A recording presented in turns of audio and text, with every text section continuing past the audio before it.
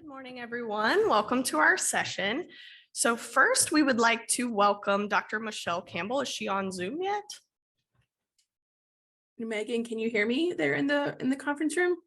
Yes, I can hear you, Dr. Campbell. Great. I think we're working on getting everything queued up with the screen. Okay, Dr. Campbell, we can see your slides now. Great.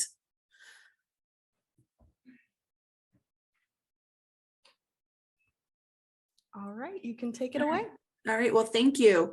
Well, good morning, everyone. My name is Michelle Campbell, and I am the Associate Director for Stakeholder Engagement and Clinical Outcomes in the Office of Neuroscience for the Center of Drug Evaluation and Research. And so I want to thank you very much for your invitation this morning to talk to you about the drug development process from the FDA perspective.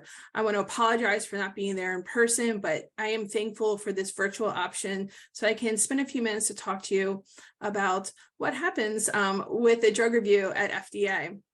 So typically, I spent a lot of my time presenting on patient-focused drug development, clinical outcome assessments, rare disease, clinical trials, and the challenges with those. And so today, it's actually a great opportunity for me to speak about something that is actually at the foundation of everything I feel like I talk about is really what do we do every day? What do we do at the FDA as reviewers? What are our rules and regulations? And so I think this is a really great way for you to learn about that, and hopefully I can answer your questions. But I think it's also really important for us to talk about how the FDA even started. How did we get these rules and laws to pass for us to do the jobs that we do? So if I can have the next slide, please. The modern era of the FDA really starts back in 1906 when the Pure Food and Drugs Act was passed. This was an act that added to a regulatory responsibility to the agency's scientific mission. And it prohibited interstate transport of unlawful food and drugs under a penalty of seizure. But as important as it was, it had some shortcomings because it didn't have the authority to regulate medical devices or cosmetics. And it really didn't give the FDA any authority to inspect factories or to prosecute any false therapeutic claims. And it didn't give us the control over what drugs could be marketed. Next came along in 1937 was really that defining point in FDA history. And I'm sure many of you guys have heard the story in history about in 1937, there was a company that was trying to develop a anti-infective medicine, a cough syrup. And it introduced the elixir of sulfonamide that was a flavorful liquid. And it was great, except it had in it an untested solvent of diethylene glycol, also known as the main chemical in antifreeze. And unfortunately, the FDA was not aware of this problem and was unable to remove the product before it had caused the death of hundreds of children. And so when this happened, it really invigorated a bill in Congress to replace that 1906 Pure Food and Drug Act, which had really been, we were hoping for this new bill to pass and it had taken some time. But in 1938, we finally had the passage of the signed Food, Drug, and Cosmetic Act into law. And so really that's the first time we even got to think about looking at safety of drugs. And I think it's really important is that the Food, Drug, and Cosmetic Act from 1938 is still a lot of our foundational regulations are added onto that, but that is the basis of the work that we do every day. And so what it did is it gave us oversight of cosmetics and therapeutic devices. It required that new drugs be shown to be safe before marketing, and therefore we really started this new system of drug regulation. And it authorized factory inspections and allowed court injunctions in addition to the previous penalties of seizures and prosecutions of things that were not had not been regulated. But it's really important that this is the first time we really were like, we need to look at safety of products that people are calling a medicine. We move forward to 1962, and it's actually where we come a lot closer to what we do every day now through the Keefe-Hoffer-Harris drug amendments to that Food and Drug and Cosmetic Act. And this was because it came on the heels of us preventing another incident of potential death from a drug or product. I think a lot of us know about the story of thalidomide, which was actually a sleeping pill that was caused to found birth defects in Western Europe. And it was particularly being given to mothers who were pregnant at the time. And so there was a new medical officer at the FDA. Her name was Dr. Frances Kelsey, and she was reviewing that drug application at the time and noticed these issues and really fought for us not to approve this marketing application. So at the time, in 1962 is finally when the act was passed, and it was gave us to ensure now efficacy as well as greater drug safety. So for the first time, drug manufacturers were required to prove to us that products were not only safe but effective before they were able to market them. And this was really what we do every day, right? Our job is to make sure that drug products and treatment options are safe and effective to be able to put onto the market. I'm also quickly going to touch on about biologics because of the Greek. I just learned some new names, and the GRIN disorders, because of the genetic nature of them. I'm sure folks are also thinking about, could there be a potential for a gene therapy at some point? So I'm just going to quickly touch on some brief history of the regulation of biologics from our Center of Biologics that we have. So modern oversight of the biologic products began in 1902 under the Biologics Control Act, and it passed to ensure the purity and safety of serums, vaccines, and similar products used to prevent or treat diseases in humans. And this was carried out by the Hygienic Laboratory of the Public Health and Marine Hospital Service.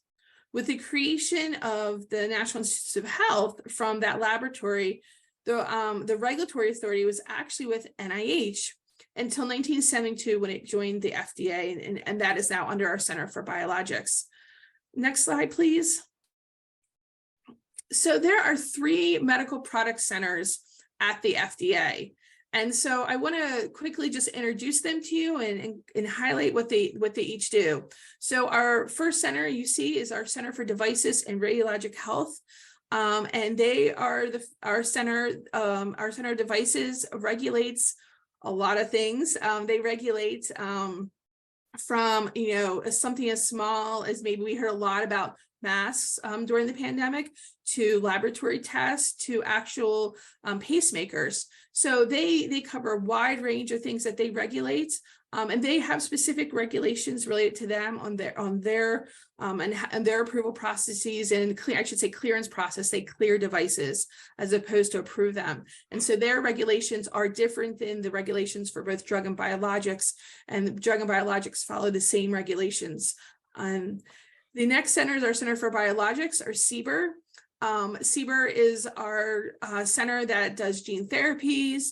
They do blood products, they do vaccines.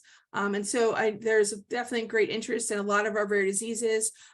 For our new Office of Therapeutic Products in CBER, particularly that is where the gene therapies are housed. And so I do know that for our rare disease families, they are very much interested in the efforts that CBER does. And both CDER and CBER collaborate frequently. Actually, all 3 of our medical product centers are in constant communication with each other and collaborate all the time on various topics, issues, particularly when it comes to patient-focused drug development. We brought in that to actually patient-focused medical product development as well. So we do talk to one another. And finally, I want to talk about the center that we're here to talk about today, which is our Center for Drug Evaluation and Research, or CDER, which is where I'm based in. And so in CDER, we have many super offices, as we call it, that break down to our review divisions. But the one that I think we're really here to talk about is what happens in drug reviews, which is mainly based out of our Office of New Drugs, which is where we review investigational new drug, and then finally programs, and then finally new drug applications or biological license applications, which is really that marketing application that we review in order to make an approval decision of whether a medical drug can be marketed to the US population. Next slide, please. So what happens in drug development? I want to note that the FDA is just one stakeholder when it comes to drug development. There are many stakeholders that are involved, and I have a good feeling that a lot of them are in the room with you today. It includes patients, it includes caregivers, it includes academics, it includes industry. And so together we are all stakeholders. I also want to let everyone know that FDA does not actually conduct the clinical trials, right? That is what the sponsors and industry do. That's what academics or academic clinical centers do, is conduct the trials. What we do is we review the evidence that comes in, and we provide advice and make decisions based on that evidence. But let's start a little bit back before we even get to having data to be reviewed. How does the actual drug development process start? And it really starts early with drug discovery and development. And so what happens in there is, this is when a lot of the bench science, and a lot of what are probably our academic partners that are there with you today, spend time looking at understanding the disease, the natural history of certain diseases, looking at mechanistic aspects of not only the disease, but is there a molecule that perhaps could impact the aspects of the disease because of the mechanism of action.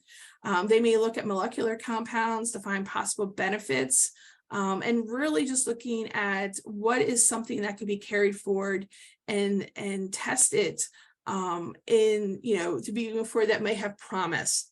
And so this can take a long time, but it's a lot of this bench science that we talk about when we think about translational science, that really is looking at what is something that could potentially impact the disease course of a specific disease. The next step is our preclinical research, and this is done either in vitro or in animal studies.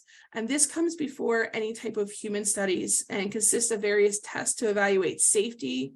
It provides information to support initial human doses of a drug. If a drug is planned to be used in special populations, such as pregnant or breastfeeding people or children, there's additional studies that will be required. And so with that information in hand is really trying to see, is this compound safe enough that we think that we want to test in humans? And so when we get to this part where we're looking at first in human studies is when we typically get involved in the investigational new drug process, when a sponsor will submit their IND application to us and really begin that drug development process. So when we talk about clinical drug development, it's defined as studying a drug in humans, and it's conducted in a sequence that builds on the knowledge accumulated from our non-clinical studies and that previous any clinical work or anything smaller studies that would have been informative. The structure of drug development programs is shaped by many considerations and comprise studies with different objectives, different study designs, and different dependencies, so that every phase that we're going to talk about may be distinct or will be seen in a program. But this is just a general overview of drug development. So the purpose of the first phase of clinical research is really to look at the safety and tolerability of a drug. And this is often known as a phase 1 study or perhaps a first in human study. And these are really important for us to try to see what that is, that tolerability. And we're looking at perhaps a dose range. We're looking to make sure that it's safe in humans. And so this is where in drug development, we often find this in healthy adults or healthy volunteers, I should say, to test this in. If these studies they're typically done in single doses or perhaps small multi-dose range studies to see what kind of safety and tolerability. We also start to look at something called pharmacokinetics of the drug, or what does it do on the body. And this is how it helps us understand how the drug is absorbed, distributed, and metabolized and excreted from the body. And during this phase, we also get information on something called pharmacodynamics of the drug. And that, again, looks at what is the impact on the body as well. And really, this can help us estimate I guess in a way, how we internally in our bodies, we can't really see per se, the activity that will guide us in dosing potential future dose regimens to test.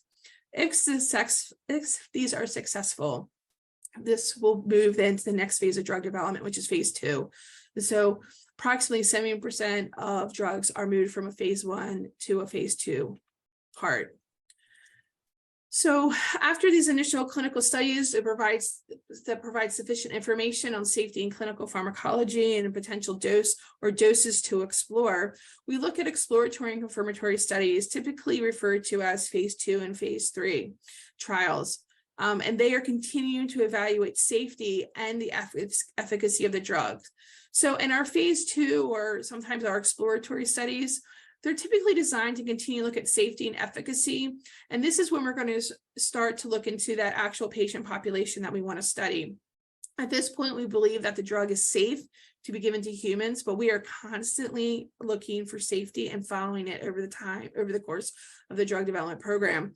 And we want to see what the drug is actually doing. So in these studies, we're really refining the dose of the regimen. We have a sense of what's tolerated, but we need to know what is actually going to be effective in treating. So is there a specific dose level that needs to be used? And it allows us to do dose ranging studies to really explore that.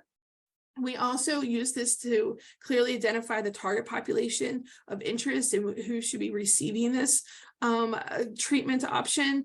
Additionally, we're capturing more safety. We're capturing more of that pharmacodynamic data of really how is it being metabolized in the body and excreted.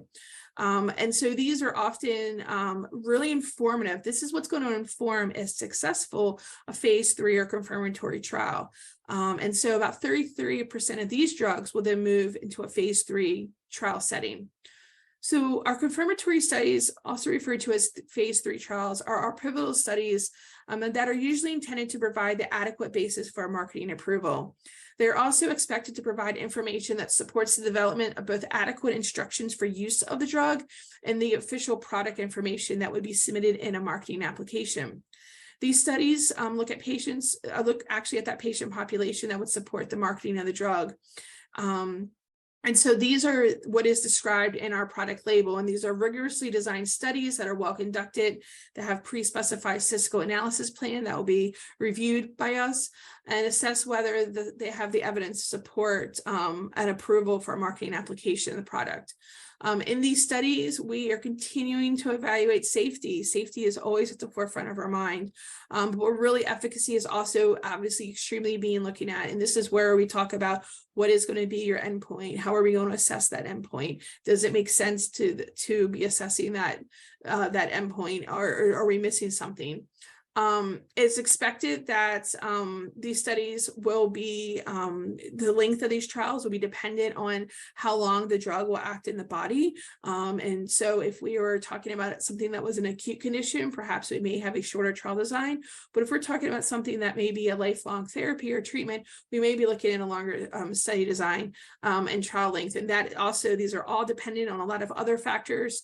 And these are the conversations that a sponsor will have with their respective therapeutic division, what that would look like. And then these studies, because they're longer than our phase 2 and phase 1 studies, this is where we get a lot of our long-term safety information, and we're building our safety databases. Finally, if we are successful and are able to approve a marketing application, so after a phase 3 study is finished, a sponsor will make a decision that they want to submit a marketing application for review. And then during that process, the agency will review that marketing application, and we have time clocks of timelines of how long it will take for us to review. If we do ultimately approve that marketing application based on the evidence that's been submitted to us, there could be what we call post-market or phase 4 trials. And so these may answer certain questions based on information we want to collect some additional information to help us. It could be, again, on safety. It could be for some other things. It may be to confirm some requirements in law of certain studies, smaller studies that we would need that were not completed in that initial development program.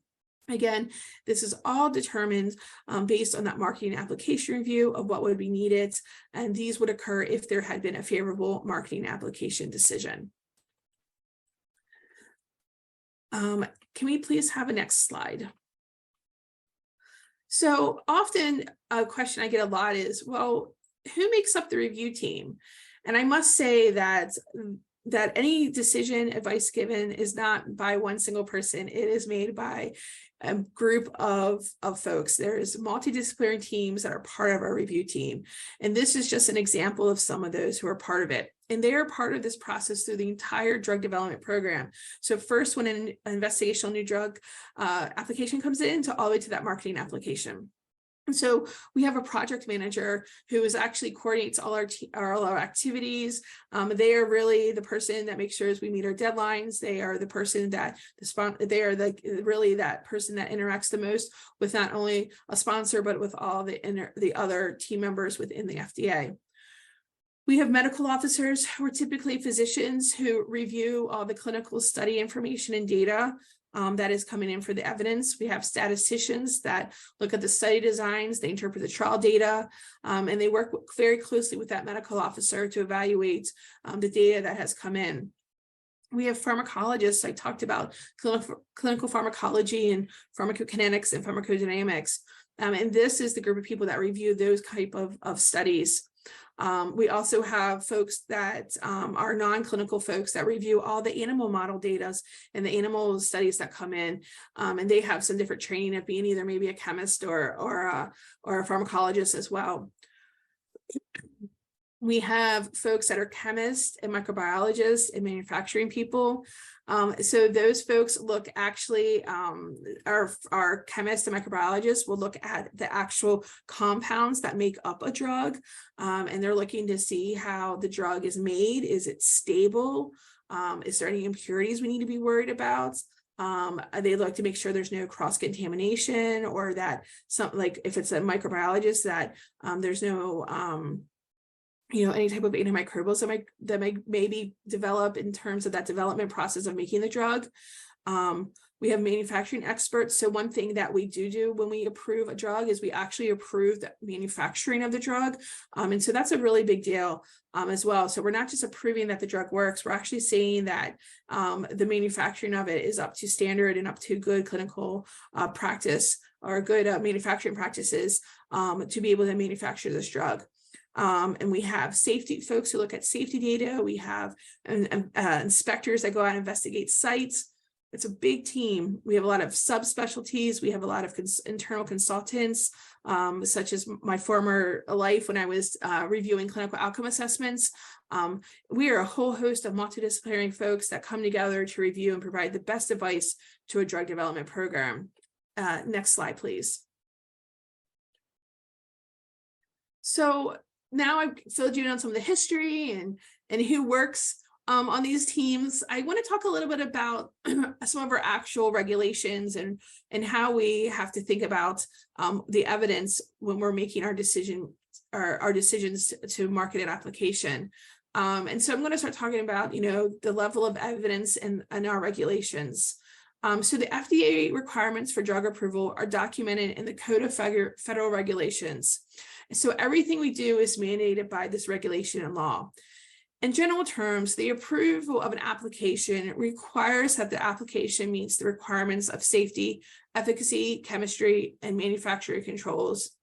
So different disciplines within the agency will review these broad areas. And so I'm not going to really be speaking about the manufacturing aspect today, but I will talk about more of the things what I would focus more on is really that aspect of efficacy and safety.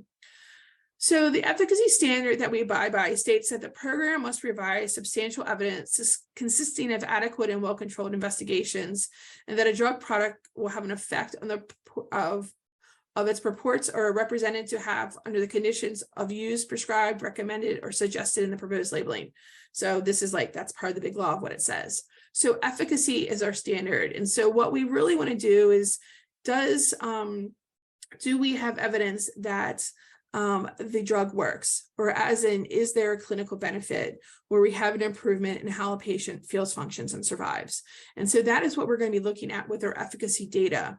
And so depending on the disease area and the number of patients available for disease, where we talk about that, what substantial evidence, which is not going to be a point that we're going to be discussing much on today.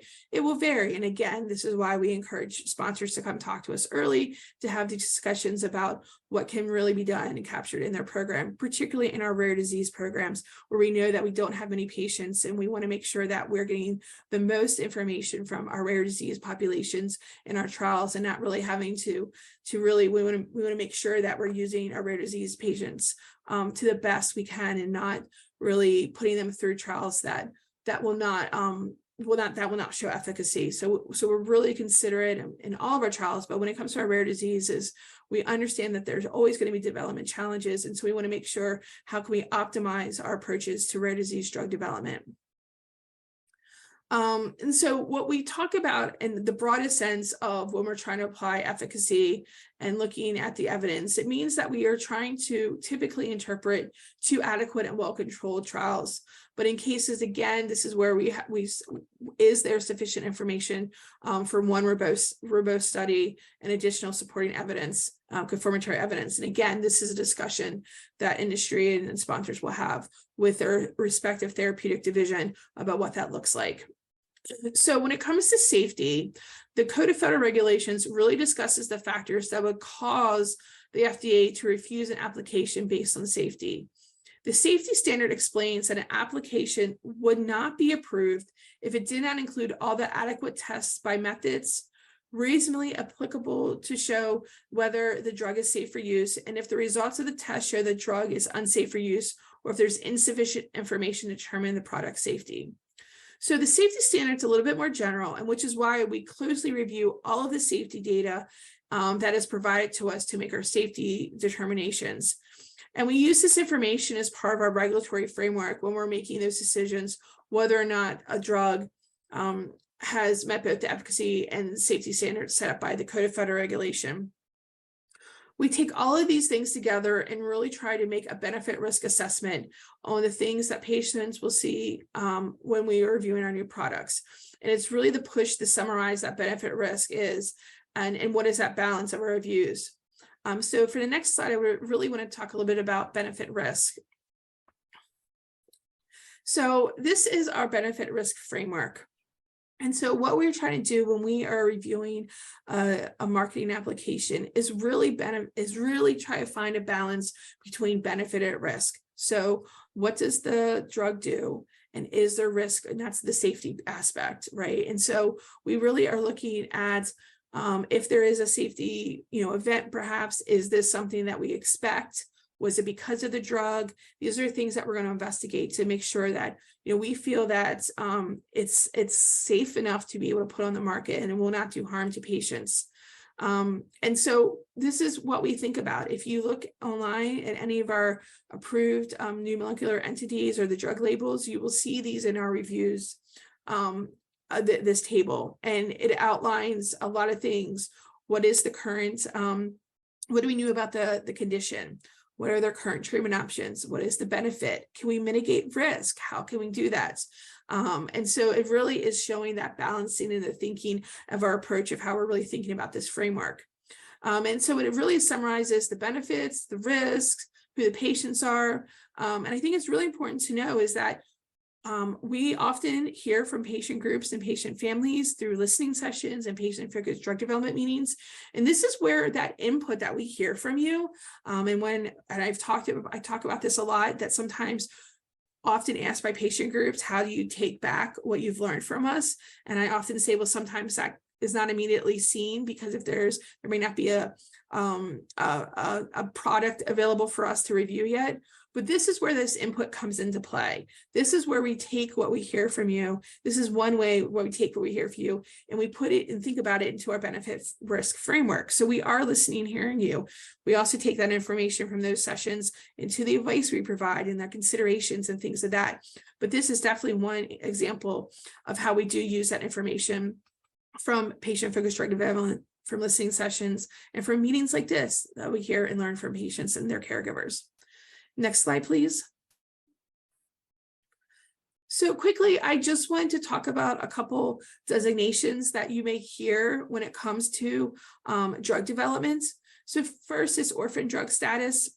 And so we obviously know that developing any drug is expensive, and we know that doing drug development in rare diseases can be a challenge. And so orphan drug status was established in the Orphan Drug Act, which I believe we are celebrating, I think I'm going to say the wrong year, 40th, right? Am I doing my math right in my head? Anniversary of it. And so the orphan drug status or designation is a program that provides a designation of that in their treatment. And so it does put a number that it's available to drugs where it's intended for the safe and effective treatment by diagnosis or prevention of rare diseases or disorders with fewer than 200,000 people in the US, or to treat a condition that affects less than 200,000 people, for which there's no reasonable expectation that the sales from the drug will be sufficient to offset the cost of developing it. And again, this is for marketing within the US. When this status is conveyed to a drug, it's not just about the drug, but also the disease it's treating. And so this, again, like I said, came from the Orphan Drug Act. And if my memory serves me right, this was passed in 1983. This was a really big deal.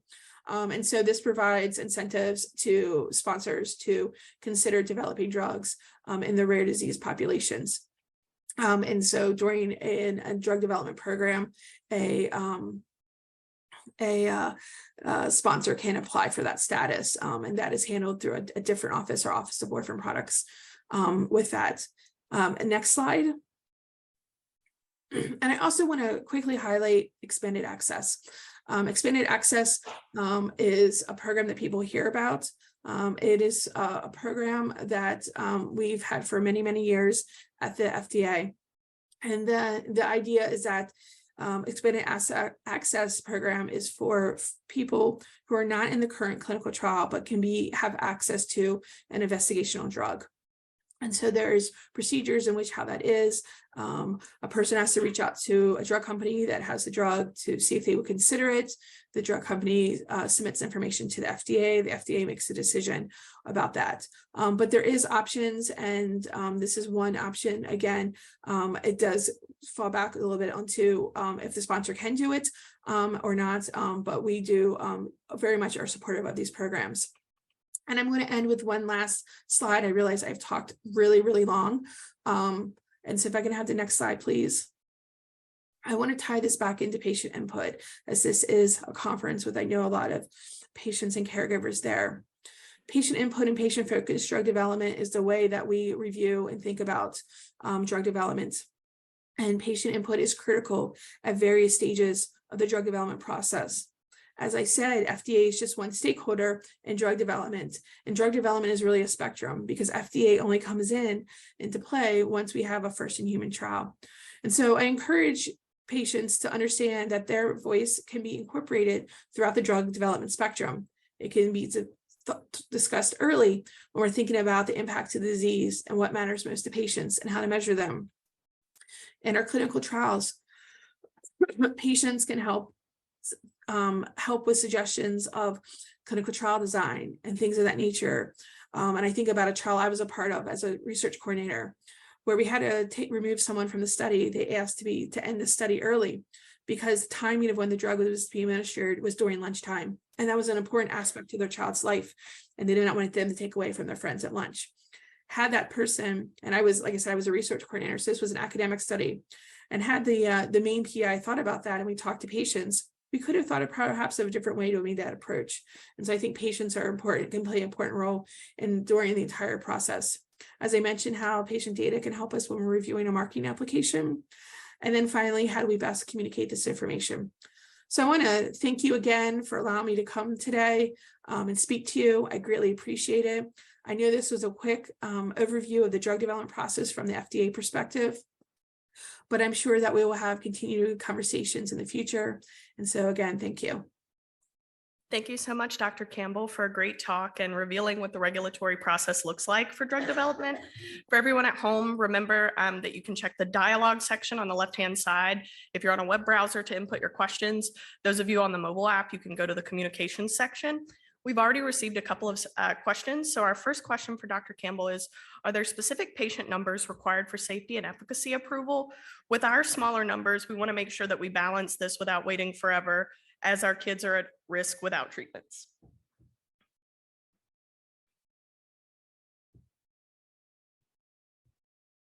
Dr. Campbell, are you still there? Oh.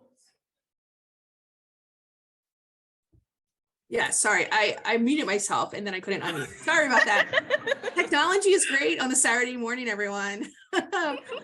So that is a really great question. And so I want to say this, I don't want to put them out here and say there's a specific number. This is a great question that we definitely take to matter about knowing how many patients do we really have. So I would say in two parts. One, it's really knowing how many patients do we really have in a disease and a disorder, and what is the likelihood of us recruiting how many patients into a trial. The second piece is, this is where your industry colleagues, and I know that you have someone speaking next, we'll have these conversations actually with the agency about what kind of numbers do they need for safety and what would that look like. And so I think there's a lot of way where we can apply this is some flexibility on what that is, but those are going to be very much drug development program specific, which is why we don't really want to give a specific number at this point, because it's going to really depend on the condition, what the drug's supposed to do, what does the safety profile look like. So it's very, very dependent, but this is a question that we handle and we deal with all the time. So we're not unfamiliar with thinking about this. And again, this is a really great conversation that we know that typically industry will come and talk to us about. And so we try to see what are our options and what it could look like. So we do take into account how many patients, are really available for us to be able to capture in a trial. And we do understand that. Thank you, Dr. Campbell. Our next question is, what is the average caseload for FDA clinical trial reviewers at CDER? How many trials are you considering or monitoring at any given time? Wow, that's a really great question. I don't even think I have an answer to that, because that's all we do, right? So I think it's really, I really appreciate that question, because that is a really fascinating question that making me think about how many INDs we have and how many meetings I have a week. So basically anytime, someone is investigating a drug, we should be involved, right? This is when an IND. So I can't say what our caseload is per se, because it really is dependent on about when does someone come in and talk to us so we can provide advice.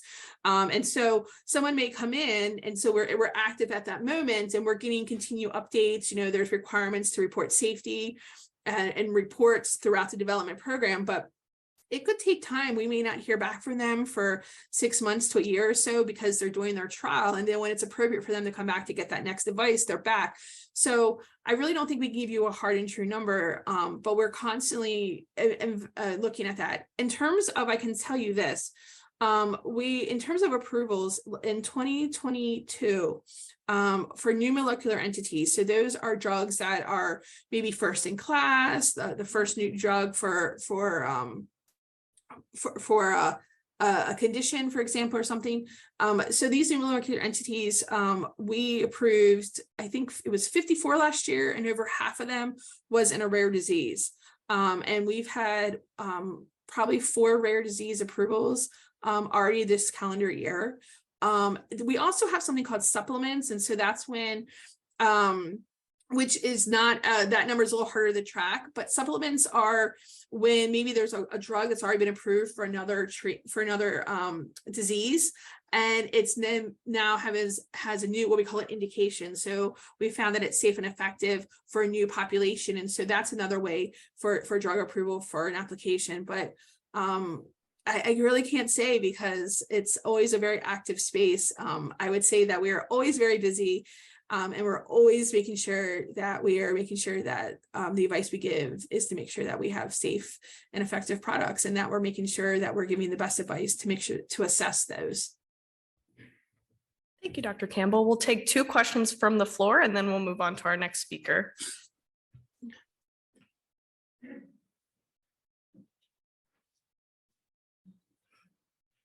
Hi, Michelle. This is Tim Benke, University of Colorado. Good to hear your voice again. So my question is if you could address to this group how important you think it is for them to set up a patient-focused drug development meeting with you and what that time frame might be. Hi, Tim. Nice to hear your voice as well. And great question. I'm sorry I'm not there to see you in person as well. And I think it's a really great question, Tim, because I know Tim has been a part of a couple of our patient-focused drug development meetings. So it is extremely important. We very much enjoy learning from patients and hearing from your lived experience and the caregiver lived experience. And so there are multiple ways to come and engage the agency. First, can through be a simple listening session. And that can be coordinated through our Office of Patient Affairs. It's a much shorter session. It's about an hour and a half, and it's really there for us to get that maybe first exposure of a disease and disorder and that lived experience. But the next step that a lot of patients groups consider is really our externally led patient-focused drug development program. And so we are in PDUFA 7, so in PDUFA 5, back in 2010, we were charged with hosting patient-focused drug development meetings. This is where patient-focused drug development really began, the era of it began. And we successfully hosted meetings, but we found them extremely valuable. And while we were no longer mandated to continue having these meetings, we still have had these meetings. So the FDA will host meetings now that may be of an important emerging public health issue, like the upcoming one on long COVID in April.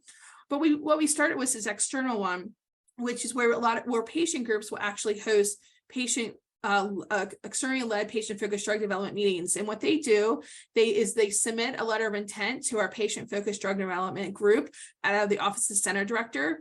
And they submit a letter of intent about what they want to do and what they want to cover. And then I can say that then that letter of intent they will reach out to us and the review staff in this respective therapeutic division about, do we agree that this is something in ON? We are like, yes, we like to hear from patients.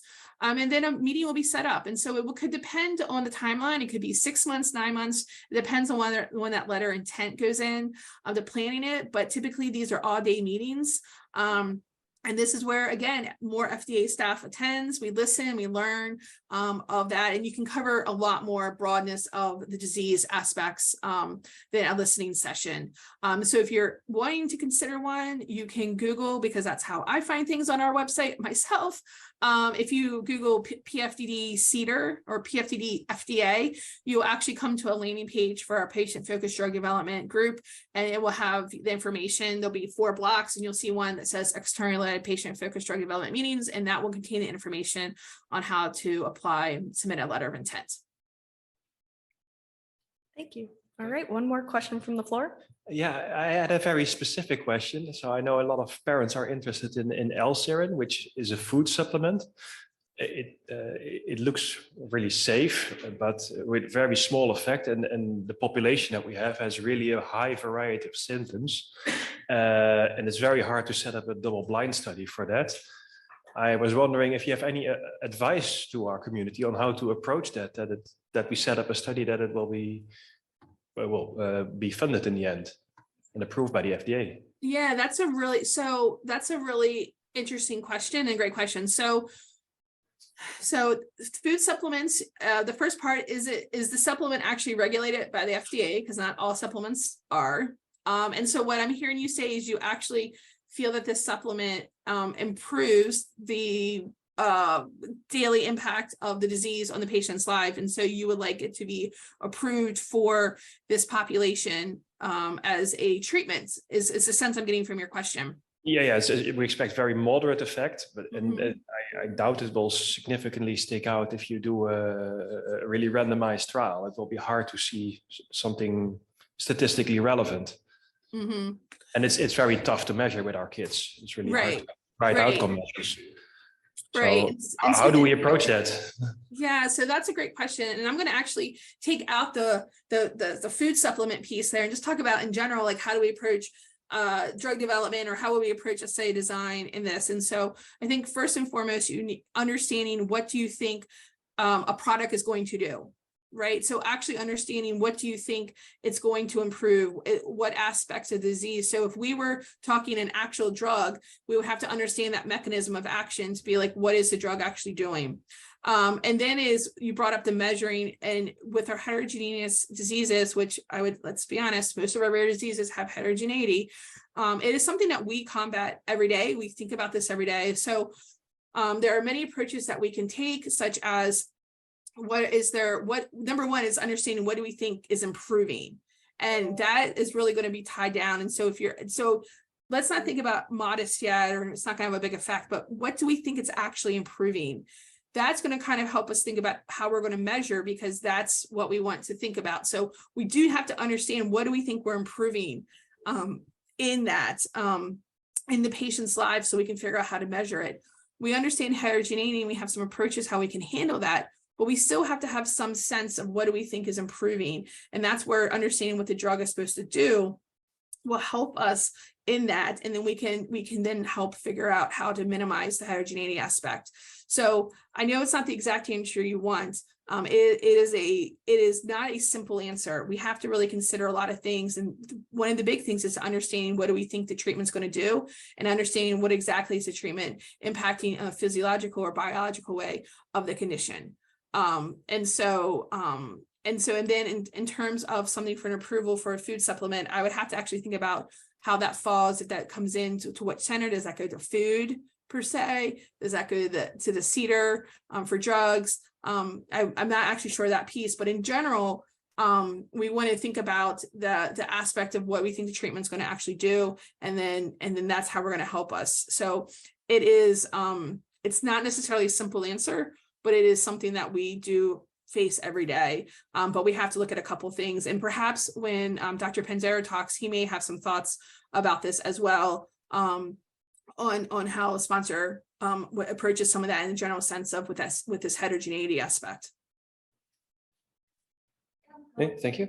I think the L3 is already approved. We actually buy American L3 from the GRIN store, and the label says FDA approved pharmaceutical quality. So I think that's already approved. No, it's safe, but it's not funded. Funding is a whole different story. Thank you so much, Dr. Campbell. If everybody could join me in thanking Dr. Campbell for her time.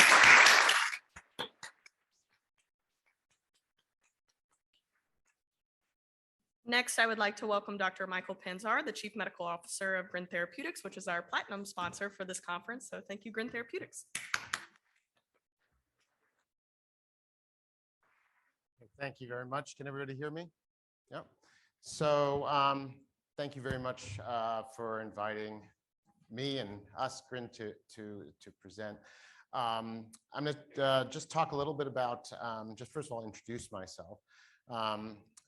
Mike Panzara, I'm a neurologist. I've been, I left my academic practice now a little over 20 years ago to enter industry. And because the thing I enjoyed most about my academic practice was doing clinical studies and trying innovative ways of developing drugs. So for the past 20 years, I've worked at a few companies where I have had actually a privilege of being able to get several drugs to the market with my teams. Of course, that's not something that gets done alone, as you'll see from the industry perspective of how drugs get developed in a moment.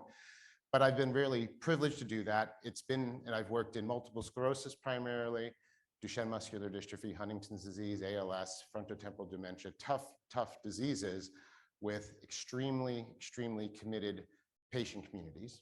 And it's that aspect of drug development that I never really knew of in academics. It's not something that you realize how important it is, the number of stakeholders involved in developing a drug, but in particular, the patient community. And I've been very privileged over those years that each of my experiences, I've gone through like an adoption process where I've been adopted by the community as a card-carrying member for a period of time. And it's those relationships that have enabled me to be successful and have enabled us to get drugs developed. So I'm new to this community, so hopefully I'll be okay to be adopted by you eventually, once you get my trust. So anyway, let me talk a little bit about GRIN Therapeutics and our company. I'll just talk a little bit about who we are, because we haven't existed very long. And so I think when a company's new and doesn't exist, just have one slide on this.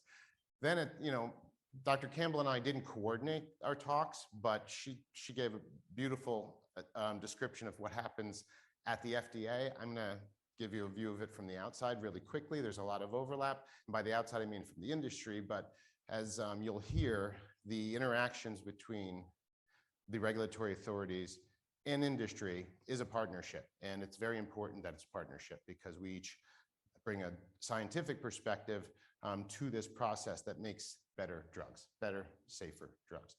Talk to you about what we're doing specifically and the status of our clinical trial in Europe. So GRIN Therapeutics we're based in New York City.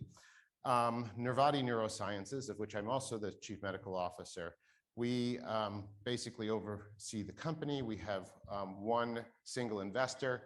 Our approach is to fund a drug, make it private, means it's not in the public markets, and then bring it fully through to approval, fully funded through approval so that external forces don't interrupt the drug development process. Because sometimes in the public markets, a drug doesn't have an easy time getting funding and make it to market. So that's our philosophy.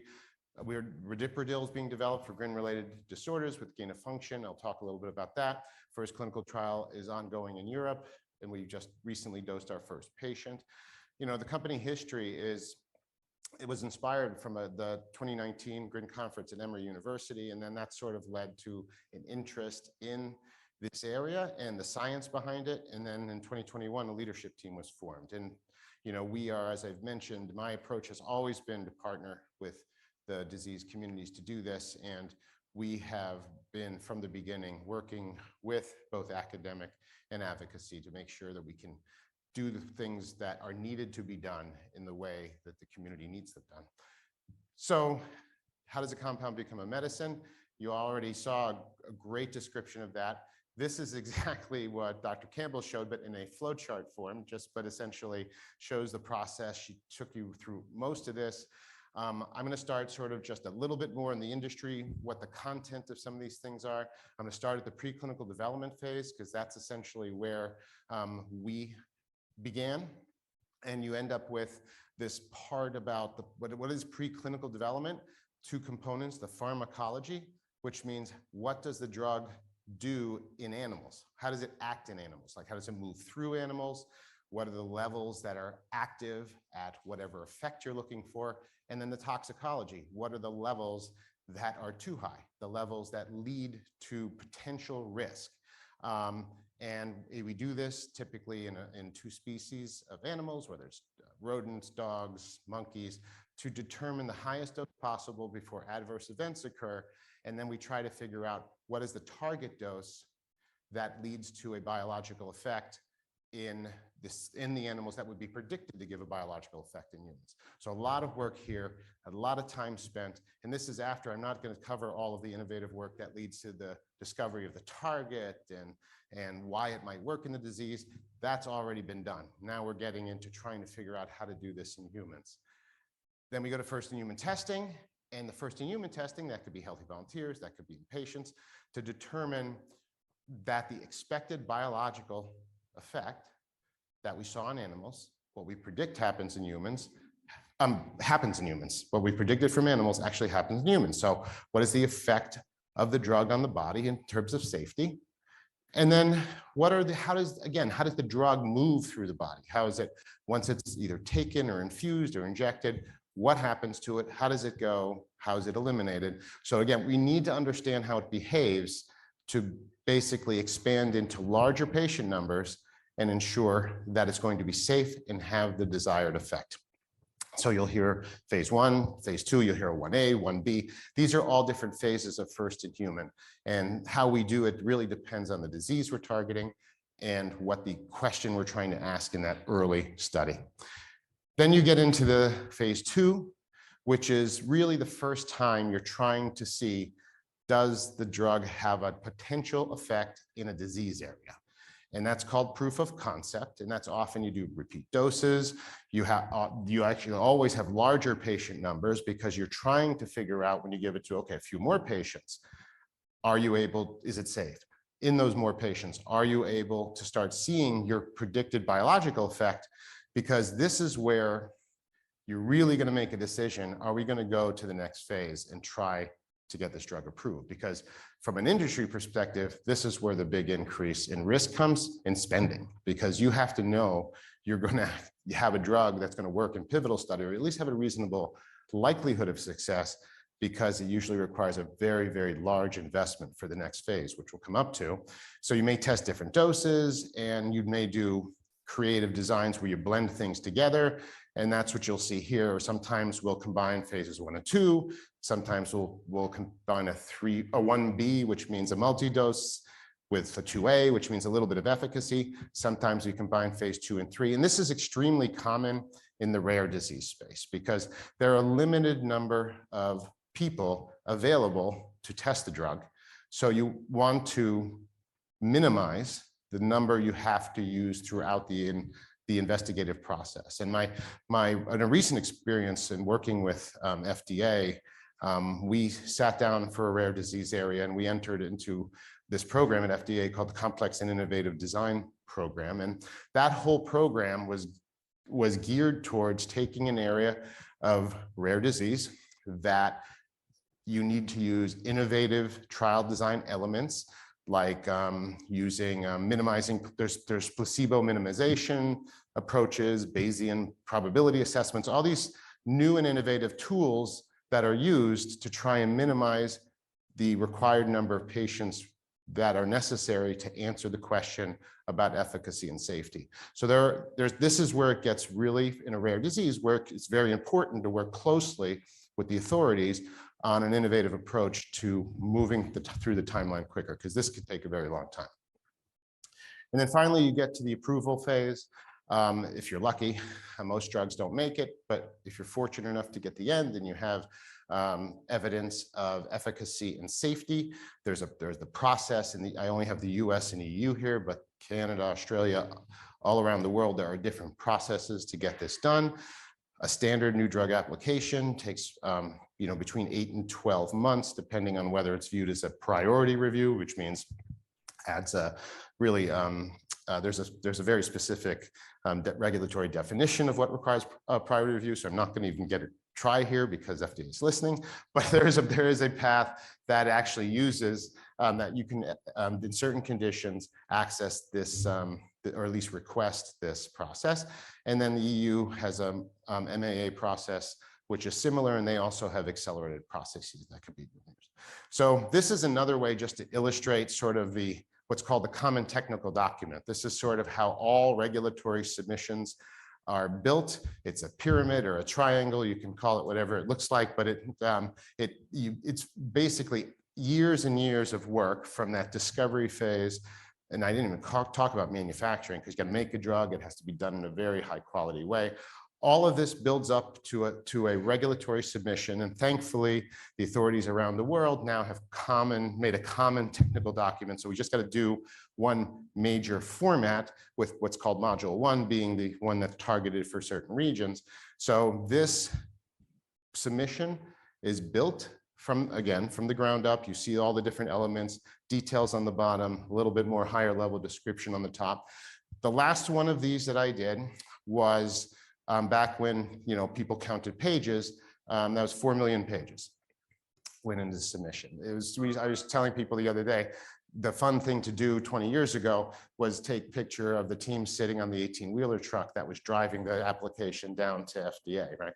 Then that went to flying down a bunch of discs. Now it's all electronic, but it's just but just to give you the scope, 4 million pages. If you were to take 4 million pages and stack them on top of each other, right on top, it's taller than the Empire State Building. So it's about 1,300 feet. The Empire State Building is 1,250. I just looked it up before I came up here. So that's a lot of stuff.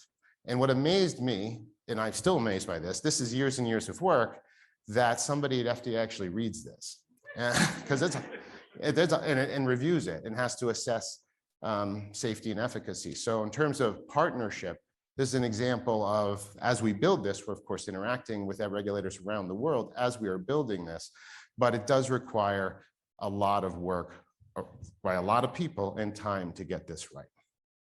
So now that's it about the process from the industry's perspective. Spend a few minutes on why we're testing radiprodil in GRIN-related disorders. So this is an NMDA receptor, and this is the focus of the target of radiprodil. And so this is an example of the NMDA receptor with an NR2B subunit. You see that on the right-hand side. And this is not working right in GRIN-related disorders. I mean, the way that we like to describe this is, you have this gate of which controls the flow into and out of the, looks like the barnyard, I guess, here, where you have this flow in and out, and you have your chicks and your chickens on one side, and then the normal gate controls how much goes through back and forth. When you have a loss of function, gate's locked, things don't flow right. When you have a broken lock, flow is unregulated and controlled. This leads to the symptoms that you're all too familiar with. And so our goal when we were designing the studies and thinking of how to approach this was based on all the research that had been conducted before us, we found that radiprodil actually has the potential to well, this just talks a little bit about, it's overactive. This leads to the symptoms you're all very aware of. And the goal here is to really trying to develop a specific therapy, and that's where radiprodil came in. So we realized that radiprodil binds to the NR2B part of the NMDA receptor. It's what's called a negative allosteric modulator. You'll see that around. That just simply means it's meant to bind to the receptor to lower that flow, to lower that overactivity. And the hypothesis that's leading us to try this is that by binding to this part of the receptor, you can reduce the overactivity, where you can have fewer seizures and improve development. That's the hypothesis behind it. That's why we're testing it. We have the phase 1b study that is currently enrolling in Europe. It's a phase 1b, but it also has a little 2a-ish element in it, meaning we're going to look to see if it actually has effect on either behavior or seizure symptoms. So it's evaluating safety and tolerability. We're also doing dose escalating to find out what the right dose is for that next study. We're looking for the impact, seizures, EEGs, other behavioral symptoms, other measures that may potentially be meaningful to patients and their families. And we just are right now targeting just people who have the gain of function variant of GRIN, depends on the country, 2B, 2A, 1, and age between 6 months, 12 years. And for seizure cohort, have to have some seizures. And behavioral cohort, we have tools measuring a certain level of behavioral dysfunction. So our posting in clinicaltrials.gov is still pending, and we thought it would be up by now. It just takes a little bit of time to get through the process. So the goal here again, radiprodil at first in human, trying to look for a potential effect. So with that, that's really all I have in terms of the update from us. As we update our study information, we're going to make sure we're updating clinicaltrials.gov because that's the appropriate way to get the information out there relative to our trials. We are doing what we can to make sure we remain connected and that we're able to really know what's important for you. I mean, this is a picture from a meeting before I joined the company, just to show how we're trying to be to listen as much as we can to understand what is necessary. And that's actually related to why we're asking folks to visit our table, because we're also wanting to conduct a survey of what symptoms and things are most meaningful to all of you. Because again, as Dr. Campbell alluded to, there's an importance of whatever we're researching and whatever we're doing, and whatever radiprodil might do. It has to be meaningful to you. It has to bring something that you need, not in addition to seizure reduction, which everybody agrees is important. There are other elements of this disease that are even more important that are not as well characterized. So we're trying to understand what those things are. And as we design, hopefully if radiprodil is safe and tolerated in this first study, the next phase, we need to understand what are the things that are important so we can assess those things and understand if we're bringing any value to all of you. So with that, happy to take some questions. Thank you for your attention.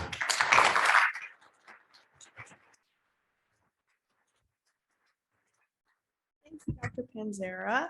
Okay, so we have time for just a couple of questions before we transition to Dr. Tranfaglia. We'll open it up to the floor first. Any questions?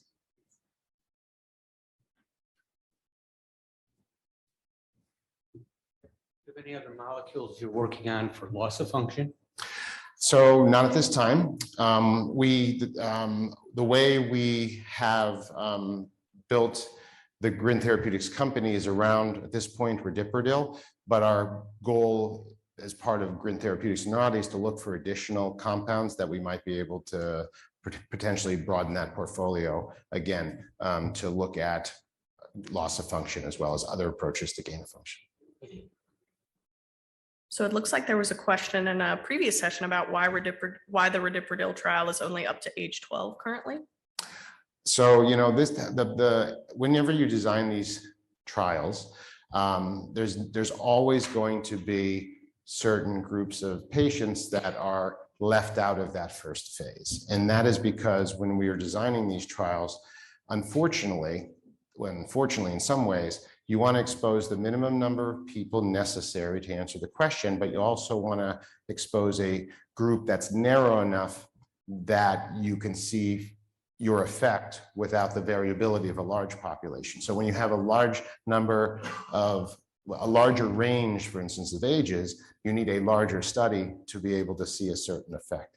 So it's only where we're starting, the goal would be to expand. But this just so we can answer the specific question in as narrow a population is as necessary with the minimum number of patients. So this drug, radiprodil, can inhibit only the defective NR2B subunits, or it blocks all NR2B subunits? So we've actually run, so the question is, you know, does it only target NR2B or can it potentially impact other subunits? The data we have suggests it does impact other subunits, but through that binding. So it does other gain of function, other GRIN gain of function. It does seem to have an effect in animals. So that's why we've expanded the inclusion criteria to be beyond GRIN 2B. Underway in different countries as we move through. Hi, Mike. I'm Jillian from GRIN Europe. Yeah. And as patient advocacy organization, we of course come into contact with a lot of researchers, and we also come across interesting projects where we think this would be something investigating further. Would GRIN Therapeutics / Innovati Sciences be open to discussing future projects with us? Of course. I mean, you know, I think that our goal is to build GRIN Therapeutics into a company that is focused on addressing the unmet needs in the broader GRIN population. We have to, of course, assess all of those in terms of, you know, how much risk and all those things like we would anything else. But of course, we're always open to partnerships in that way. That's how I've always done that in the past. Some of the best opportunities often come through patient organizations. Thanks a million. All right, thank you so much, Thank you. Dr. Panzara.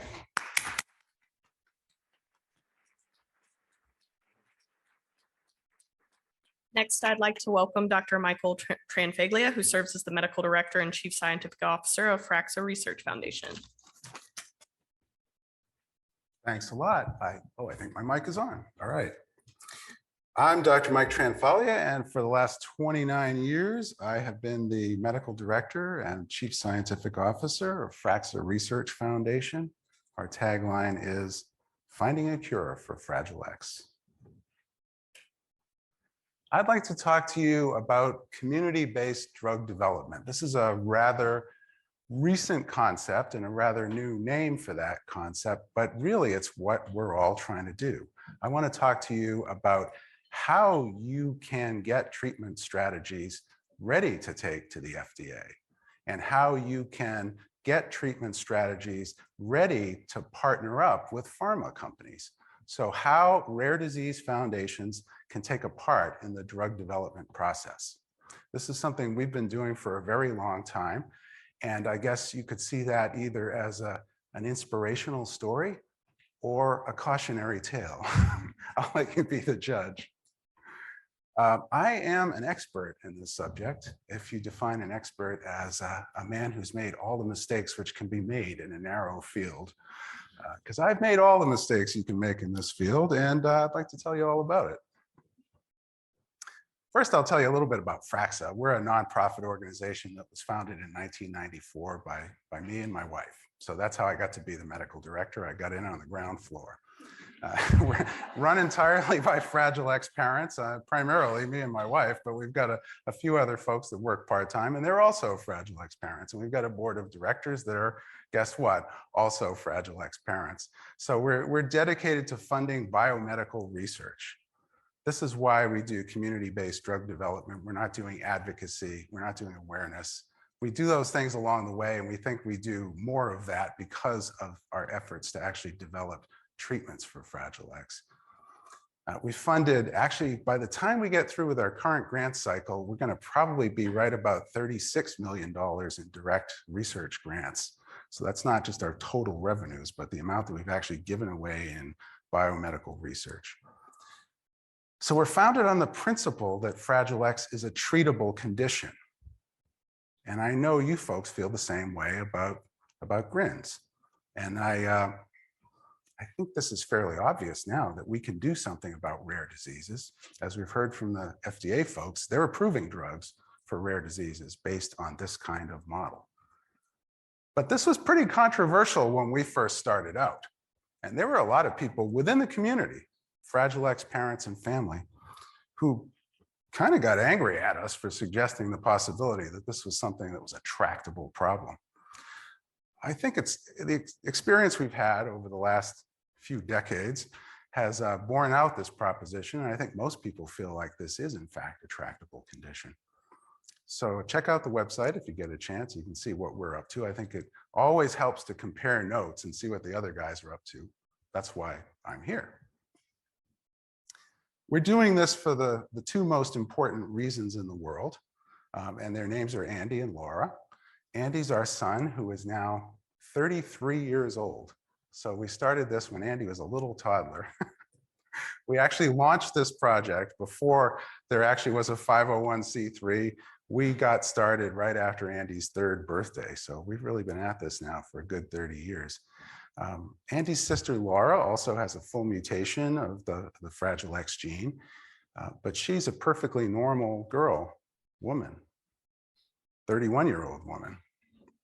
She's married, she graduated from college, has a house in the suburbs and a nice job, perfectly normal in every way. Is she completely unaffected? Well, hard to say what she would have been like otherwise, but she's great just the way she is. So just a little bit about Fragile X, because I'm not really talking about Fragile X, I'm talking about this process. Fragile X is the most common inherited cause of mental retardation or intellectual disability, if you prefer the more politically correct terminology. Affects approximately 1 in 4,000 boys. 1 in 4,000 girls also have the full mutation, but about half the folks are like our daughter, and they really don't have anything wrong with them because they have another X chromosome. It's the most common genetic cause of autism. At one point, before the definition of autism was expanded, it was thought that up to 5% of the people with autism had Fragile X. As we've had more genetic counseling, the number of people with Fragile X has actually gone down, while the number of people diagnosed with autism has gone up. Fragile X has a pretty subtle physical phenotype. You can recognize it if you're a parent or if you're a doctor who's treated lots of kids with Fragile X, but most people miss it. They look pretty normal. Our son's a very handsome guy. Our daughter's a beautiful young lady, but they have a striking psychiatric phenotype. I'm a psychiatrist, I would say something like that. About 25 to 30% of full mutation males meet the criteria for a diagnosis of autistic disorder. That is what I like to call big A autism. And just about everybody else has an autism spectrum disorder, which I often call little a autism. So really, Fragile X is an important model for the study of autism. About 20 to 25% of males have seizures. Most of those folks don't really have lifelong seizure disorders. They may have a seizure here, a seizure there. Most of the time, the seizure disorders are pretty well controlled. Our son has the seizure disorder, and it's reasonably well controlled, but he still has breakthrough seizures, even on 3 different anticonvulsants. Most importantly, Fragile X is a true developmental disorder. It's not neurodegenerative. These folks have a normal life expectancy, and they don't really have a whole lot wrong with the brain, except that it doesn't seem to develop over time. So the basics of the actual mutation, X-linked, highly variable penetrance. It's caused by a trinucleotide repeat that it gets expanded over the course of generations. That leads to the gene getting shut down. The actual fragile site, which, if I can point to it here, helped in locating the gene, in identifying the gene during the Human Genome Project, because it's right where the fragile site in the gene is when you incubate chromosomes in a folate deficient medium. That's known as the Fragile XA site, or FRAXA. That's where we get our name from. Actually, we didn't want to name it Fragile X anything because we thought it's kind of a misnomer, and we don't want to name our foundation after a misnomer because we'll probably change the name. But as it turns out, it stuck. So we're still FRAXA, and this is still Fragile X. There we go. So that's the fragile site right there. So basically, it's the absence of a single protein that causes Fragile X, and the severity of the disease corresponds to the deficiency in FMRP. And we've had a knockout mouse model basically since we started FRAXA, since we came on the scene. And as you can see, about 1/3 of the people in this study of childhood autism rating scale at the University of North Carolina meet the criteria for autistic disorder. But then you've got this big fat part of the bell curve. These folks are all squarely in the ASD range. And then these kids are probably just too young and they haven't really developed the symptoms yet, but they will. So what are we trying to do? I think one of our former board members put it best, and no coincidence, he was an MIT guy and an engineer. And he said, this is not basic science. This is an engineering project. We're engineering a solution for Fragile X. And I really like that. This is an engineering project. It's not basic science. It's applied science. And we, tongue-in-cheek, refer to this as the FRAXA method. We fund basic research, which generates data about mechanisms of disease. We fund translational research, which picks up on those mechanisms of disease and tries to find therapeutic targets, things that you can go after to fix the disease, or at least some of the mechanisms. And then we also fund preclinical validation studies where we test specific drugs that actually hit those targets that have been found through the translational research. And if we're successful, we have things that might make good drugs that we can take into clinical trials. Sometimes we actually fund the clinical trials if they're available drugs and we don't have a corporate sponsor.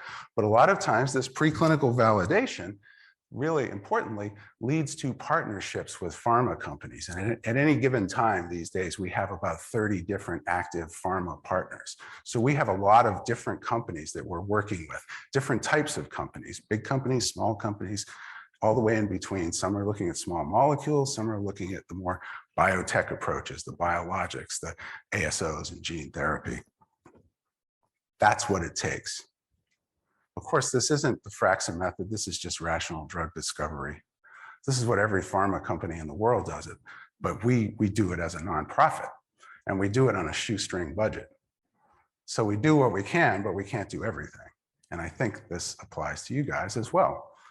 There are things you can do, and there are things you should do, but you can't do everything, so you have to prioritize.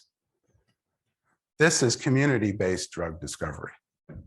So when nonprofits do it to try to help their kids, community-based drug discovery. So let's talk about some of these steps. What is it that we actually do, and what should you be doing? Well, one of the most important things is to develop mouse models. In your case, many mouse models, but in our case, even with a single genetic mutation. And in our case, we have just one kind of mutation for the most part. You guys have lots of different disorders affecting a number of different genes, a number of different receptors. So you're going to need lots of mouse models. It's really important, and it's something you can't really skip. A lot of folks nowadays, because I talk to a lot of rare disease foundations and consult with a lot of people about how to do this. And a lot of them think, well, we're just going to bypass that with iPSCs and organoids, and we're not going to need any animal models because this is cumbersome. And the characterization of the mouse models is time consuming. But you certainly need to do these things. And fortunately, creating the mouse models has gotten to be quite a bit quicker and easier and a lot cheaper than it used to be. There are other animal models that are useful too, and I would not rule out fish, fly, rat, and well, I would rule out primate models because they're really expensive. So that's something you might get to eventually, but Drosophila, fruit fly models in particular, are really, really cheap and easy to work with. So you can generate all kinds of mutations in fruit flies and spawn thousands of fruit flies, as anyone knows who's left the bananas out on the counter for too long. You can generate a lot of fruit flies in a very short time, and they're a great way of exploring genetics. So don't rule that out. There are many different possibilities, and you may find that certain animal models suit certain disorders, but when it comes time to do preclinical validation, it's always nice to see that you can get a particular strategy to work in multiple species. Even if you do and I'm sure you're going to do the iPSCs and the organoids, patient-derived cell models, you still need to characterize these, and you need to standardize the protocols. One of the big problems in science that leads to the so-called reproducibility crisis is that everybody does things a different way. And that's especially true with stem cells and with even cultured cells in labs. People handle them different ways, and so you get completely different results. So you still need to characterize these and standardize things. Providing reagents and the mouse models themselves and distributing all of these things can be really useful. There was a time when there was a real antibody crisis in the Fragile X research community. The antibodies didn't really distinguish the Fragile X protein from similar proteins, and it led to a lot of confusing results. And so we actually funded the development of monoclonal antibodies and distributed them. That's the sort of thing that you can do that's really helpful outside of the actual direct funding of projects, making resources available to the research community. When it comes time for translational elaboration, there are a number of techniques that have proven to be really valuable. Electrophysiology, often looking at cells or slices of brain, is a really powerful technique because you can combine it with pharmacology and biochemistry. Imagine if you've got a little piece of a brain in a dish. You can just put anything in there with it that you want. You can manipulate it any way you want. And so you can explore the pharmacology of the problem that you're dealing with. In your case, you guys have some fairly straightforward mutations in receptors and in ionotropic glutamate receptors that lend themselves nicely to this kind of pharmacology experiment. So you may find some surprising results when you start looking at this, and then you want to expand it out into live animals as you work your way along. Obviously, everybody wants to look at proteomics, transcriptomics, and all the other omics, metabolomics, and all the rest, microbiomics. But survey these things. It's really important not to make assumptions about what it is that you're dealing with, because as I'll tell you later, we've had some surprises along the way. Just when we thought we had everything figured out, it turned out that we didn't have it figured out at all. And it's also really difficult to sort out the primary pathology that results from the mutation versus the downstream secondary pathology versus compensatory responses that you see in the brain. If there's one thing that the brain is really good at, it's good at compensatory responses. Whenever there's a disruption in one area, it will respond to try to fix that. And the one thing you don't want to do is identify a compensatory response and identify that as pathology and develop some treatment that's going to wipe out your compensatory response and make everything worse.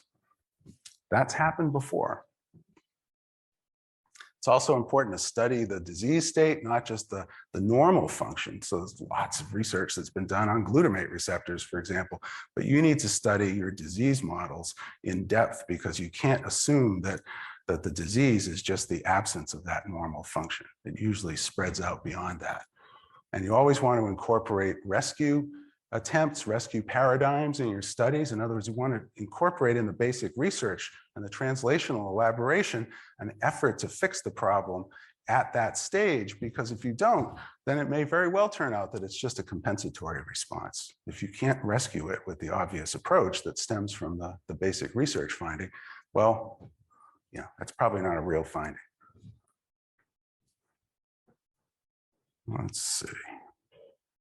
The next stage, of course, is preclinical validation. So now you've identified a treatment target, you've got drugs, maybe they're available drugs, maybe they're drugs in development, maybe they're just reagents that you order off the internet, but you've identified drugs that might actually fix this problem.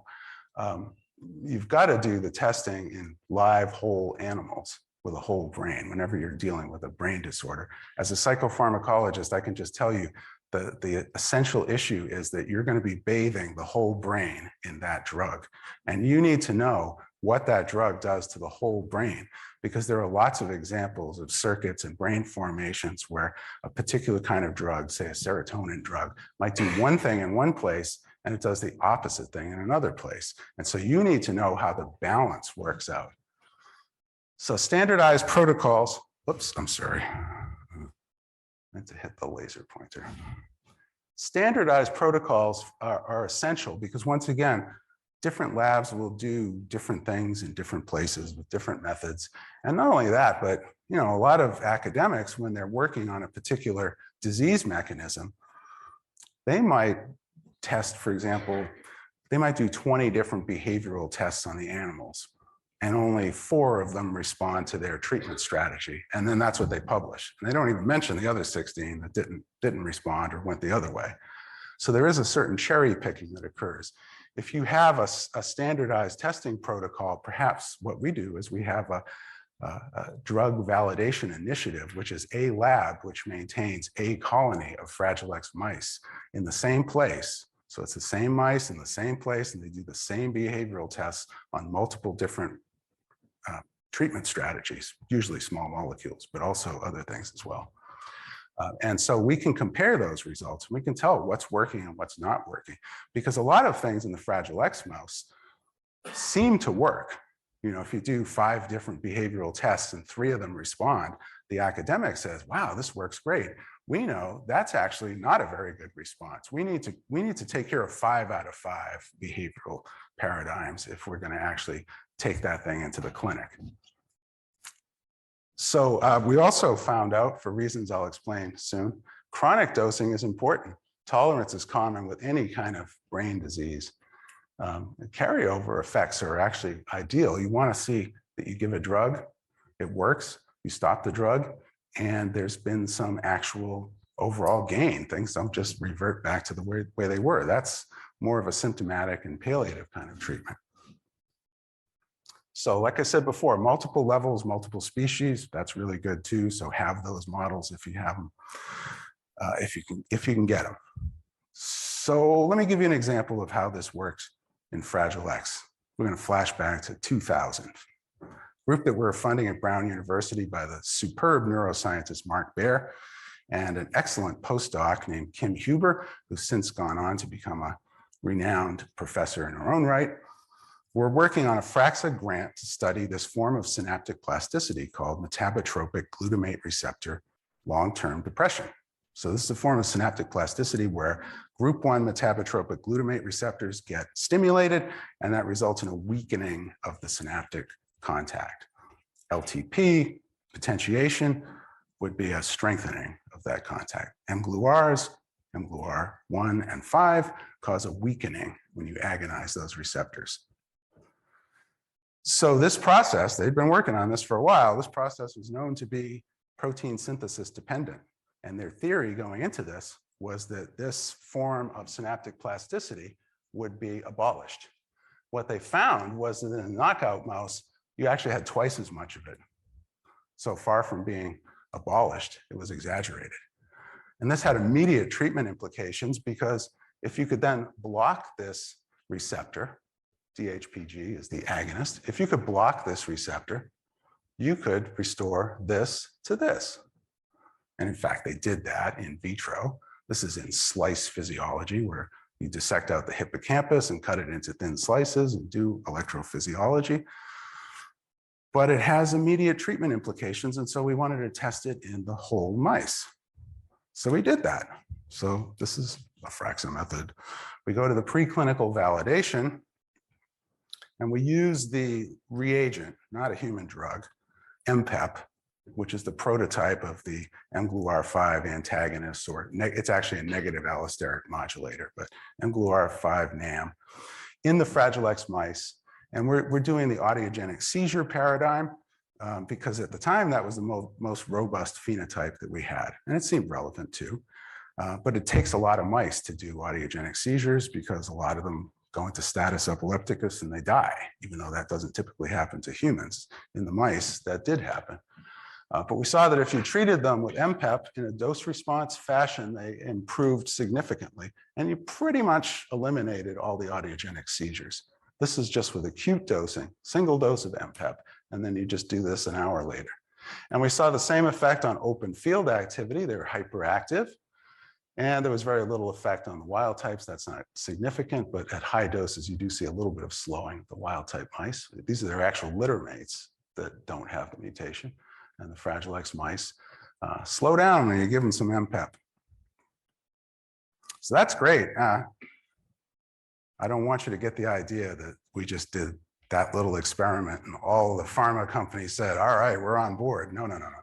No, it was another 5 or 6 years and several $1 million worth of preclinical validation and de-risking studies to convince pharma companies that this was something that was worth pursuing. But basically every pharma company in the world was developing mGlu-R5 agonists for a wide variety of indications, for anxiety disorders, mood disorders, various kinds of dependency, cocaine abuse, alcohol abuse, gastroesophageal reflux, all kinds of different things, Parkinson's disease. So we thought, wow, these are impressive drugs that have a wide range of activities. And a lot of those are relevant to Fragile X. We finally made the contacts and started doing the studies.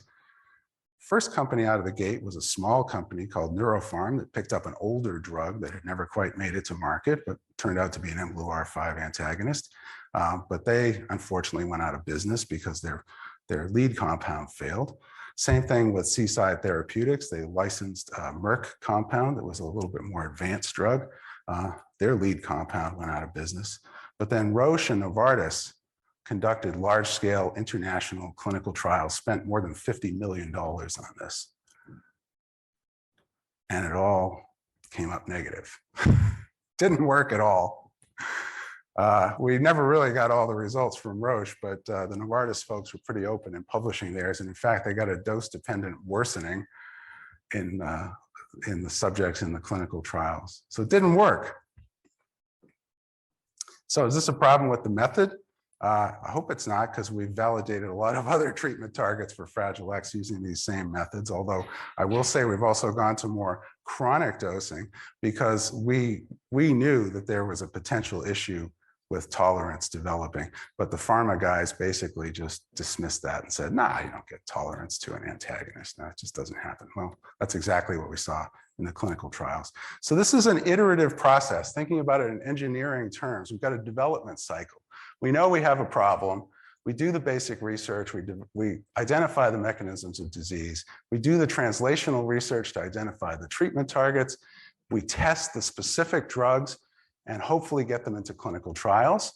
If that works, well, we just sail off into the sunset because we're all done. More often than not, it doesn't, and you need to spin the cycle again.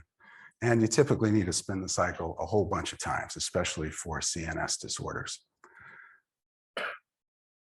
And I just wanted to let you know that we finally did get a break because one of those other targets was phosphodiesterase 4, PDE4. In this case, we have a specific selective drug that's PDE4D inhibitor. And you can see that preclinical results showed that this is your phenotype in open field, hyperactive knockouts. And you give them the drug and it rescues that. Social interactions, deficient in Fragile X, give them the drug, and all of a sudden they're equal to wild type litter mates, and so on. And The really cool thing is you probably think I made some kind of cut and paste error here, and I just put this on twice, but this is 2 weeks of dosing. This is 2 weeks on the drug, then 2 weeks off the drug, and they're still rescued after 2 weeks. We get a really pronounced carryover effect. We also saw an effect on the spine morphology, the actual structure of the neurons. And of course, the best thing of all is when it translates in a clinical trial. And here it did. We saw broad improvements on cognition with the NIH toolbox, the ABC scale, this is the visual analog scale. The KITAP, which is a computer-based performance assessment, didn't show any changes really, and that has happened in a number of studies. We're going to drop this one. But the ABC scale, we saw responses which were positive across the board. That's this direction, but not always statistically significant. More importantly, we saw the same carryover effect, that the folks that were on the drug for 12 weeks, then off the drug for 12 weeks, roughly the equivalent of 2 weeks for a mouse, retained a lot of these gains. They didn't go back to baseline. So that was pretty cool. So we've done a number of things right. We've done a number of things wrong. But one of the things we did was to focus on the neurodevelopmental disorder. You may know that there are other associated conditions in carriers. We basically ignore those because we figure we can only do so much, and these are different diseases. We develop actual therapeutics. So I would urge you to swing for the seats. Don't just settle for awareness, support, or training. This is something that you can do. You can make a difference even if you can't take it end to end. And we also funded a number of resources over the years, not just funding research projects, the mouse models, distribution. We've got conditional knockouts and a number of different, even though we have one gene, we have a number of different mouse models to study that. Reagents like antibodies and MPEP, the stuff that I was talking about, we funded the distribution of that. We literally had a big old mayonnaise jar full of MPEP synthesized and just started passing it out at meetings. And there was no better way to get people to test your compound than to hand them some for free. But, oh, wait a second, just a couple more things. Meetings, I'm sorry, I'm pushing the wrong button. Meetings are a great idea. We started out small with these Banbury meetings that had 36 investigators in an intimate environment. We expanded to FRAXA investigators meetings that had about 150 people in big conferences. So imagine something this size, but just with the researchers that we were funding. And then we got tired of paying for that, and the Gordon Research Conferences agreed to actually do a series on Fragile X and related autism conditions, which is ongoing now. And I would also put in a vote for repurposing of available drugs, maybe a rational repurposing. So you have targets of opportunity that emerge over time as you're studying these things. Go after them and do the clinical trials. I think this is a great way to get good at doing clinical trials. Contract research is also really important because there are sometimes things that the investigators just won't do spontaneously, but you identify them as a critical need. Well, put out an RFA for those things and fund them yourself. It's mostly not as expensive as you think. It's certainly a lot less expensive than just rooting around in the dark. So the regrets that we have over the years is that we focused a little bit too narrowly, and it's the paradox of getting results. We figured out right away what FMRP did, or so we thought, but it turns out it does more than just regulate activity-dependent protein synthesis. And not only that, but it's not just postsynaptic, it's presynaptic too, and it's doing something completely different in axons than it's doing. You just assume it's doing one thing, and we figured out the one thing it was doing. Nope, not at all. And then it turns out it's not just working in neurons, it's working in the astrocytes and the microglia as well. And then it turns out it's not just the brain, it's having effects on metabolism as well. So don't limit yourself. You want to think about all of these possibilities. And another thing that's important to keep in mind is that drug repositioning, so drugs in development, drugs that are not available now, is harder than we expected, because often failure is a prerequisite. A lot of times companies won't allow you to work with their compound unless it's already failed for something else. And that was the case with the mGlu-R5 drugs. They'd been through trials for anxiety disorders and depression, and they'd failed in those trials. And then they said, okay, you guys can have a shot at it now. So now we're using a drug that we know doesn't work. And that's a problem. But then again, the tetra drug that gave us those nice effects that I showed you, the phosphodiesterase, that phosphodiesterase inhibitor was in large-scale trials for Alzheimer's disease. And they just took a risk on Fragile X because we had really compelling preclinical data and a really nice package to show them. So drug repurposing is really powerful, and you should consider it at every opportunity. You guys have the advantage of having some potentially very druggable targets. Glutamate is not an easy target, but at least it's there on the cell surface and we know what we're dealing with. So thanks very much for listening, and happy to entertain any questions, and hope this helps you to kind of think about how you want to plan your strategy in the years ahead.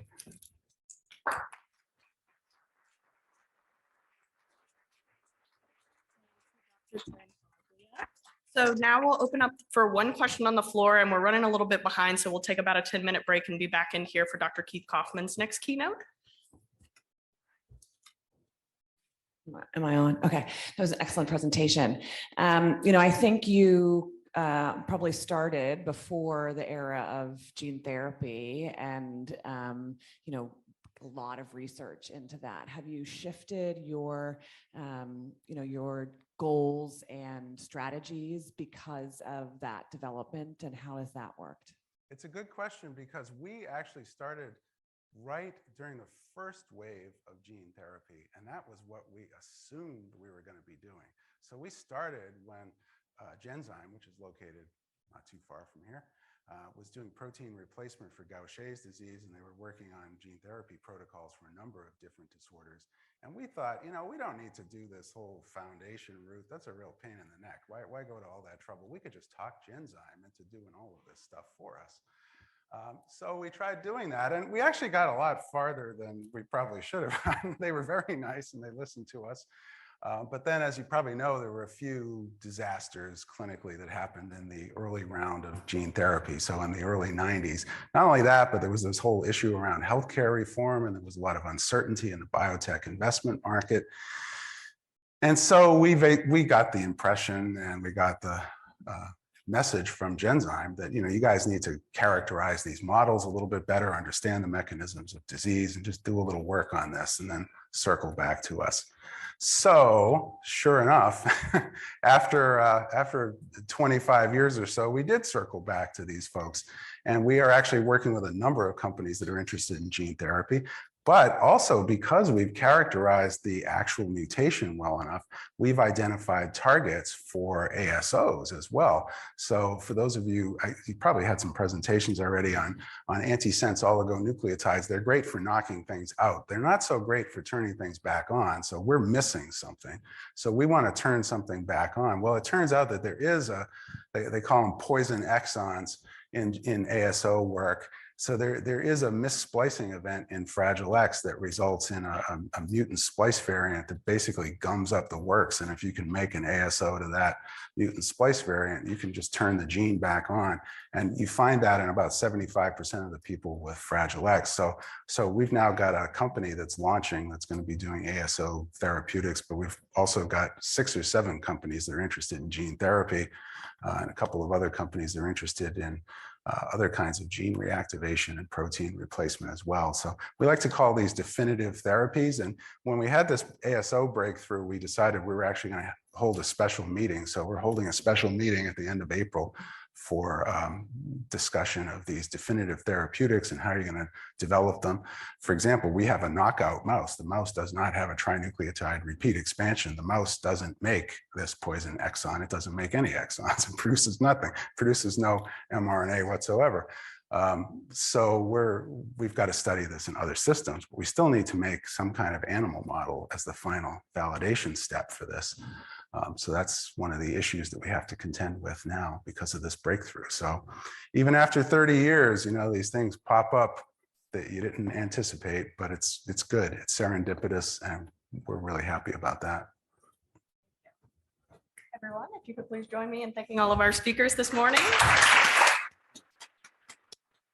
If you have additional questions for Dr. Tranfaglia or Dr.